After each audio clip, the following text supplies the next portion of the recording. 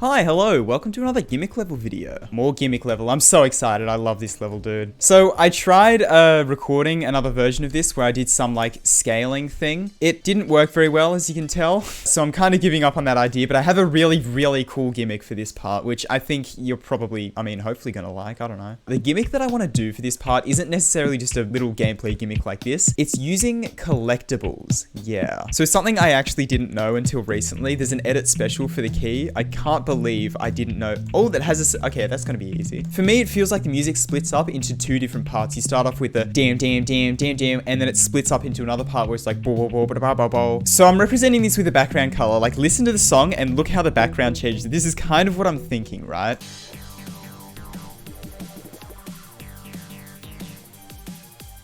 And I'm gonna say right at the beginning, like in this part here, have text here that says like 15 points or something. This is just an example. This isn't a final thing. And then so in this part, I'll have these keys in here that pick up for item ID 1. But then when the background changes to a darker color, the keys subtract all of a sudden. I didn't use a single group in this. Hello? Okay, so here's kind of what I'm thinking, right? You wanna have a certain amount of points by the end. While the screen is bright, it'll add, and while it's dark, it'll subtract. You see how that works? So this will allow for some very interesting routing, right? Because if I just collect all of them, I end up with 0 by the end. So then maybe like in certain sections, you want to collect a lot of keys. Like you want to collect heaps of keys here, then subtract a few here, trying to miss some in this part, etc, etc. So I kind of want to build my gameplay around that and have a bunch of like multiple paths you can go down. I feel like ship would be a bit boring because you can just like go up in some sections, go down, whatever. It'll just be like, I don't know. Maybe robot could work for this. Yeah, I think robot would be great. This is gonna be kind of difficult, but I'm gonna start work on some gameplay and try and make like multiple paths here. This decoration here, I'm gonna alter at some point later, but for now, I'm just going to keep it how it is. That's future Tride problem, all right? That's not me. So I'll have a path where you can like go down here and then you can do like a big jump up here or a little one to get down there. Or you could like just jump straight up here and then hit like maybe a blue orb or a yellow orb or maybe even both. Yeah, so it was pretty quickly into the process of making this gameplay, I realized there was a lot of possibilities with this type of gameplay. I decided to stick with these 2 wide platforms here, just adding a few orbs in between, and to be honest, the more I added to it, the more I realized that there are so many different ways of doing this gameplay. It's actually awesome. Anyway, after placing a few platforms and orbs, I decided it was about time I start actually putting the keys in place. I thought having placements like this would be cool, where if you jump high enough, you can get the key, or if you just do a slightly less high jump, you can actually dodge it and not get it. I think that could be really cool for like finding different routes in the level, right? But I also decided that keys were a little bit boring, so I can use little flasks. Little flasks sound cool. So from there, I decided to introduce the gimmick by putting one on the first platform, just so that you can see that you're forced to collect that, and you can see the number tick up by 1. Obviously, I haven't implemented that yet, but you'll see it when it is. But before actually making the flasks do anything, I'm gonna go ahead and build all of the gameplay here. Yeah. My goal with this is to be able to watch a bunch of different completions and everybody has a slightly different path through this part. I think that would be really cool. So I tried to have as many possibilities in there as I possibly could. And it wasn't even like I was making different paths. I was just kind of putting the objects in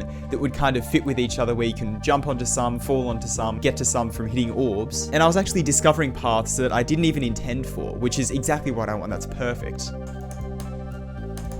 You can make that. You can make that. Oh my god. Okay. Oh, and if you hit that late enough, you can land on there. Oh my god. Dude, there's so many paths to this that you can do. That's awesome. And then from there, the base gameplay was done. Yeah.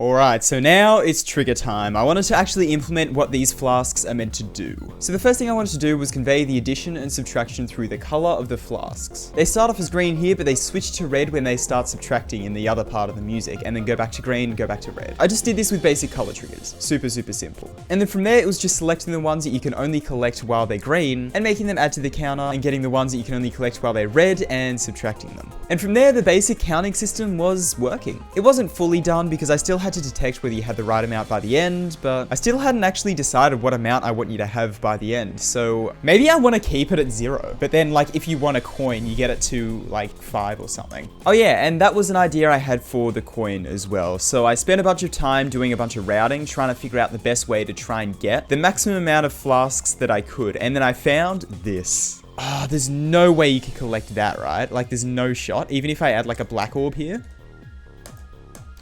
You can! You can! Oh my god, yes. Ah.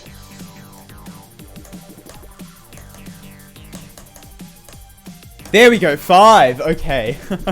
Alright, and from there, I decided to put some ground spikes on the top and the bottom. Then I added some more structures around, just to fill in some empty spaces, along with just trying to give more routes to do things. And I tell you what, in this segment, like 99% of it is just me playing the level because I was having so much fun just working out different routes to do things, trying to find a different coin route to the one I took. And I found this, which was pretty close, but not quite. You can like go up here and then hit that late, end up here and then jump there. That's so close. Oh, but it's not. Yeah, I'm going to go ahead. I'm going to call the gameplay completely finished for this section. Yep, completely done. And I can leave space for like a deciding wall here. So like it kind of bulges out and it's like a force field. Yeah, like a force field. Okay, awesome. So that is the gimmick and that is the gameplay done. Really, really, really happy with this so far. And now I've actually got to go ahead and decorate this. Oh god.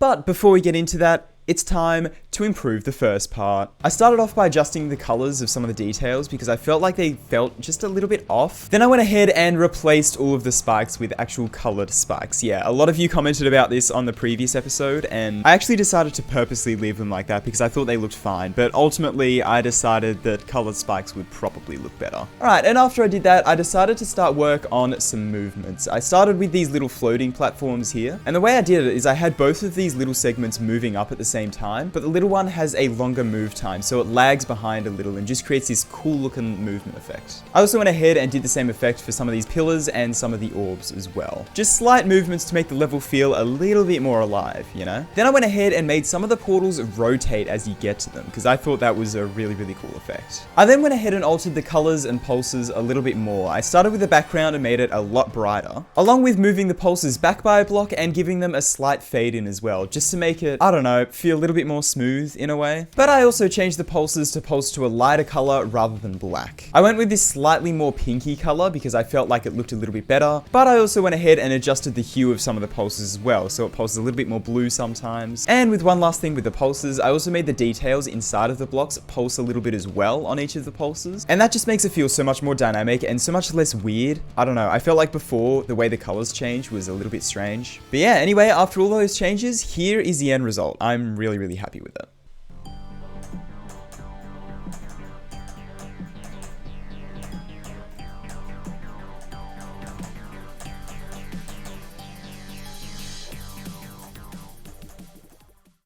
Alright, I'm back. It is the next day and I'm ready to decorate, dude. Before I start work on the decoration though, please consider dashing right into that subscribe button.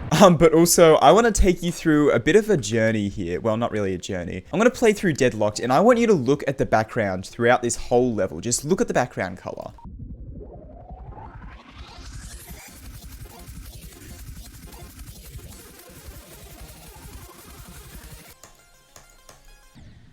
Oh my god, did I actually start at that? Yeah, anyway, you saw 98% of the level, that's all you need to see. But yeah, you probably noticed that the background basically just kind of cycled between this kind of a color in here, and then it went to like the bluer side sometimes, like kind of more purple, but it generally stayed around here on the color wheel. Like you don't see it go to like this type of section, right? Like there's no yellow backgrounds in a lot of Rob Top levels nowadays. So I kind of feel like I might want to try and emulate the same thing. Yeah, so I don't think I'm gonna make it go like straight to this bright green, especially this bright is a bit just go to this more reddish color like this, and then it'll change to like a reddish color. Yeah, I think a reddish color will work. I think they're two pretty decent colors to go between, right? And in terms of decorating this is mostly just going to be coming up with a design for a 2-wide platform like this. So let's start off with just this one here, I guess. Yeah, so what I'm thinking is doing some slightly thicker outlines for these bits here, and then keeping the thin outlines for the side. Does that look weird? And now for the block on the inside. I was thinking of using rainbow blocks. No, but that could be cool. No, I'm not. So what I'm thinking is for the base for this, I could give it like a bit of a gray color and then give the detail like a bit more color. And I want to go with kind of green. I think green could be quite cool. Oh, yeah. Yeah, look at that. I didn't know it had the gradient coming down. Oh, that's sick. All right, that's what we're doing. So I'll probably just do that and then have like another bit of glow that comes down from the top that's like maybe a slightly bluier, darker green like that. Yeah, honestly, I think that's probably good. Okay, I think that's the design I'm gonna do for all the structures. Yeah. And so from there, I went ahead and just copy pasted this one design to all of the rest of the structures. And from there, I decided that I wanted to add a bit of like a background element, but it's not really a background element. The background bit being kind of like, not really a background, but kind of, if you know what I mean. You don't know what I mean. You have no idea what I mean. You know what I mean. Connector deco, I guess. It's kind of connector deco. I don't know. You'll see what I mean when it's done.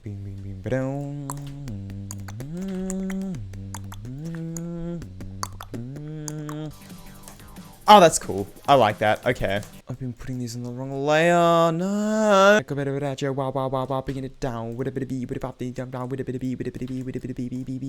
Okay, cool. So now that that's done, there's a couple more little details I'd like to add to this. First things first, I'll add a couple of these things because these things are just, they're great. This part's coming out a lot more how I like envisioned, a lot more how I wanted the part to come out. This first part was a little bit different to how I originally planned, but honestly, I'm completely fine with that because it is a cool part. I'm liking how this is turning out. I really am. It needs some jump orb deco. I think I got to include some of these. I have to. I just have to. I'll make a new color that's like a green. So do that and then copy that like around the other side or whatever and just like let natural rotation take that. And then maybe copy paste and scale those down a little bit and make them like black, which is 9. Could be interesting. Could be interesting. And then maybe a blending thing behind it. Like one of these things could work. I might also add a little bit of glow just to reinforce the greener color. So I'll get a bit of glow, scale it up slightly and then put that on, yeah. Maybe even a little bit less saturated. Oh yeah, that looks good. And then in this part, yeah, I think that gives it a very interesting look. I like that. All right, let's select all of this then and copy paste that onto all of the different jump orbs here. Now I need a better way to incorporate the number. What I'm thinking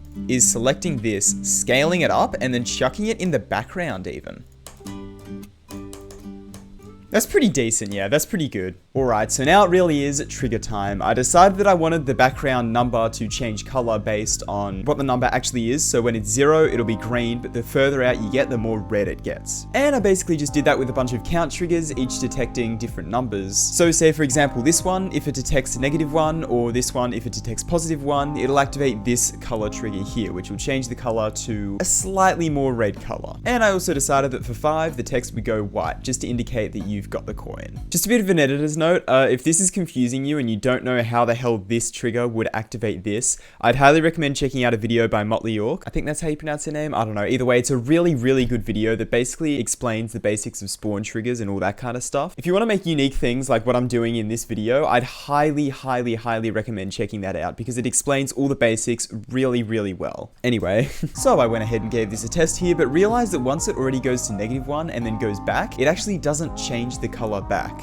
And I realized that that's because the count triggers only detect until they detect it and then they stop looking for it. So essentially I just made a spawn loop to constantly refresh the count triggers so they're constantly looking for whether the number is that count or not. And that seemed to work pretty well here. Alright, so now that I had the color of the number working quite well, I decided that I wanted to give the number a little bit more movement. I started off by having this object here locked to the player X and Y just so that I can use a follow trigger. And in that follow trigger, I set the Y modifier to 0.3, and basically what that means is that it's going to move 0.3 the distance that the other one moves, if that makes any sense. Basically, you move high and the number moves not quite as high. And I did like that, but it felt a little bit off. It felt a little bit too snappy, so I went ahead and made a follow player Y trigger instead of just having it locked to player Y with a move trigger. And the reason I did that is because I can set a speed, so it has a little bit of delay and a little bit more smoothness to the movement. And you can see that in the number here. It just looks a hell of a lot less snappy, right? And so once I was happy with that number, it was time to go ahead and start work on the force field, the thing that would stop you if you don't get the right number. I decided that I wanted to make this green, and I'd start with a bright green outline and have a slightly darker green with blending on the inside, and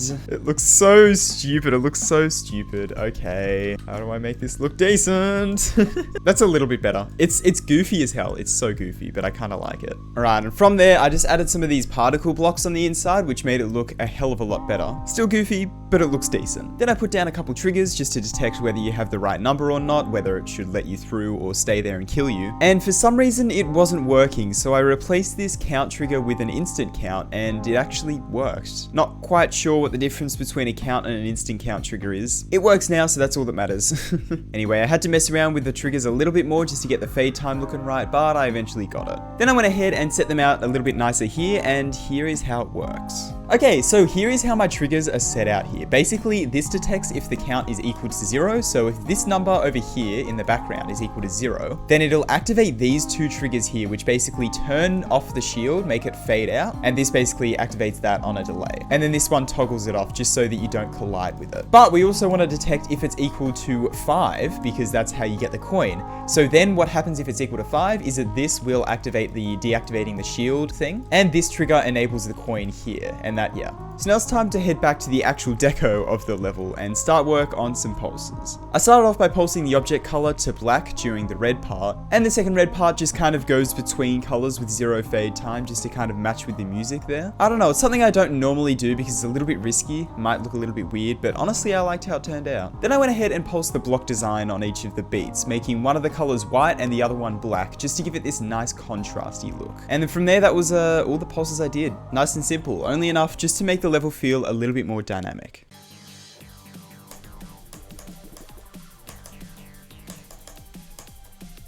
Yeah, I'm really proud of how this part's coming together. I think it's coming together really nicely. I think it's about time we finally start work on the ground spike design though. Yeah, it's taken long enough.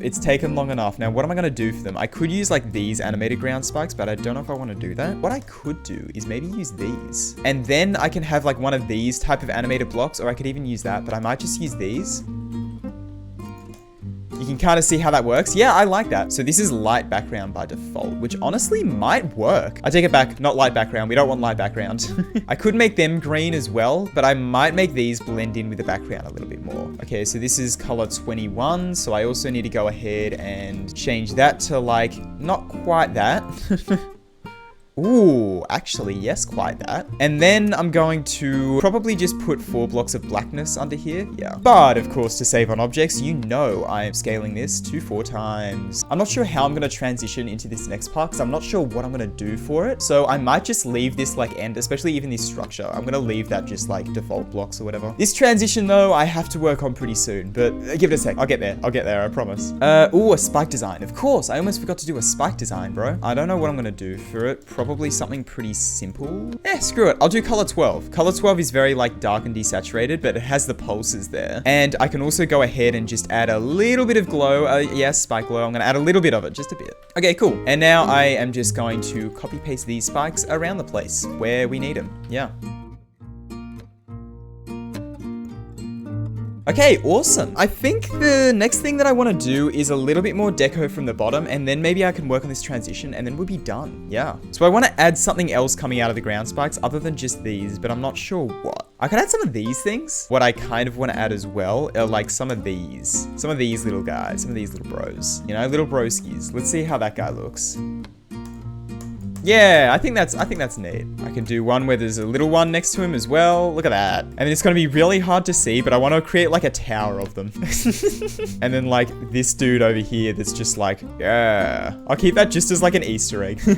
Okay, cool. And then I think I'm also gonna go ahead and add a couple of these in. All right, I'd call the deco for this part just about done. Now I'm just gonna work on this transition a little bit because you can see I did add the rest of this structure, but it was kind of lazily added. What I honestly might even do is go ahead and just do this type of a thing there. Just kind of cut it off like that. I think that's decent. And what I might even do just to make that look a little bit better is extend this down by 1 block, select this pillar here, including the jump pad, and just shift that up by like a little tiny space, just to give that a little bit more depth, right? And if I was clever enough, I could even go ahead and add in one of these like little glow bits, just so that that gives it a bit of a shadow.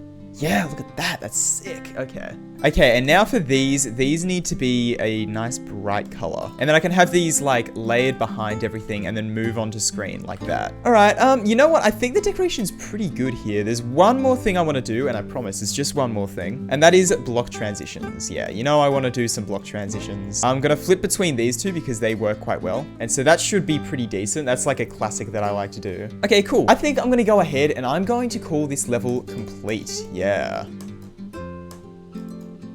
That is technically possible. I don't know what you can do with that, but like, it's possible. All right, well, I think that's gonna be just about it for this episode. But before we finish it off, of course, let's do the final showcase.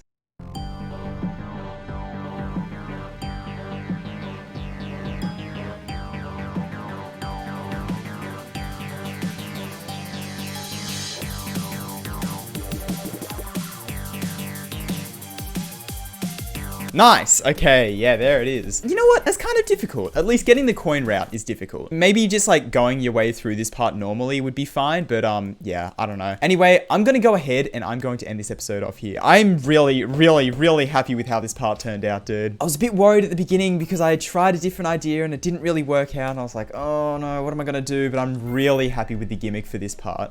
Ooh, demon key. And yeah, I'm super happy with how the decoration turned out as well. It's exactly the style I'm trying to go for. Oh, I love it. I'm so happy with this one. So yeah, I hope you enjoyed this video. If you haven't seen the first episode, I'd highly recommend checking it out. It's one of my favorite videos I've ever made. Really proud of it. And yeah, I'm so keen to work on this series in the future. This is like my favorite series to do right now. So if there's another episode like next week, you know why.